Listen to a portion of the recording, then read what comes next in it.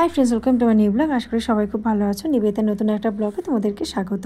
তো দেখো, শীতকালে মানে মোটামুটি কেক খেতে সবাই ভালোবাসি আমরা। তো যাই হোক, দেখো কেকটা বানাচ্ছি হচ্ছে দুটো আমি ডিম নিয়ে নিলাম ওর মধ্যে ভেঙে। আচ্ছা, এই ডিমের মধ্যে আমি এবার দিয়ে দেবো হচ্ছে 1 কাপ পরিমাণ চিনির গুঁড়ো, যেটা আমি গুঁড়ো করে রেখেছিলাম 1 কাপ পরিমাণ চিনির গুঁড়ো দিয়ে দিলাম। এবার চিনির গুঁড়োটা দিয়ে দেওয়ার পরে আমি ওর মধ্যে দিয়ে দেবো হচ্ছে 3 ভাগের 1 ভাগ রিফাইন তেল। এই যে কাপটা যতটা আছে তার 3 ভাগের 1 ভাগ রিফাইন তেল আমি ওর মধ্যে দিয়ে দেবো।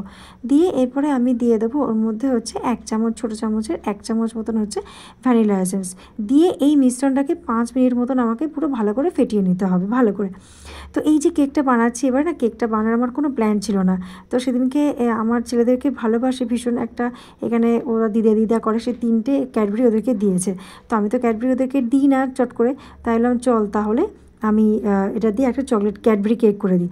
তো যাই হোক, এখানে নিয়ে নিয়েছি 1 কাপ আটা। আমি এটা আটা দিয়ে করছি। আটার মধ্যে 1 চামচ, ওই চামচের 1 চামচ বেকিং পাউডার আর হাফ চামচ হচ্ছে দিলাম বেকিং সোডা দিয়ে এটাকেও ভালো করে মিশিয়ে নিতে হবে। আমি এবারে ময়দা দিয়ে করিনি, আটা দিয়ে করেছি, কারণ আমরা ময়দাটা অ্যাভয়েড করি, আটাটা দিয়েই সব কিছু করার চেষ্টা করি। তো দেখো, এই যে 3টে ডেয়ারি মিল্ক আছে, তো ডেয়ারি মিল্ক দিয়ে কেকটা করছি। আমি জানি এখানে চকলেটটা কম, মানে পরিমাণটা কম হয়ে গেছে, যেহেতু তোমাদেরকে প্রথমেই বললাম আমার কোনো প্ল্যানিং ছিল না, জাস্ট দিয়েছে ওদের দিদা করে আর ভালোবেসে দিয়েছে বলে আমি সেই জন্য ওটাকে দিয়েই আমি একটা ক্যাডবেরি কেক করে দিচ্ছি বাচ্চাদের জন্য। আমি খাবো না এটা, কারণ আমার সুগার আছে বলে আমার মিষ্টি খাওয়া একেবারেই বারণ।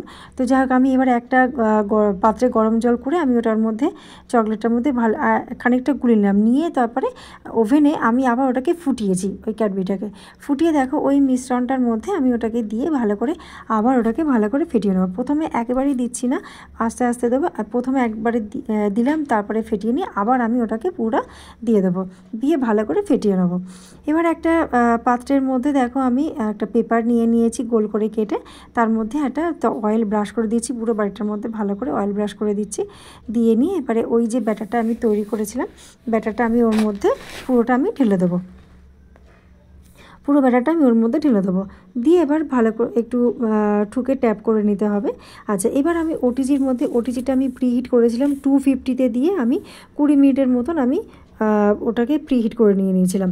আচ্ছা, এরপরে আমি যখন কেকটা বসাবো তার মধ্যে তারপরে দেবো আমি টেম্পারেচার 180, আর ওদিকে দেবো 35 মিনিটসের জন্যে।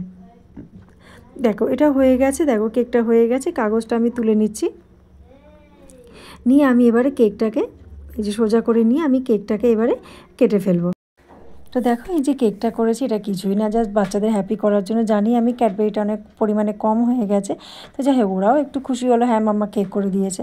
তো যাই হোক, দেখো কেমন লাগলো অবশ্যই কমেন্ট করে জানিও। ভালো লাগলে অবশ্যই লাইক করে শেয়ার করো, সাবস্ক্রাইব করে চ্যানেলটিকে পাশে থাকার অনুরোধ রইল। আজকের মতো টাটা, বাই বাই।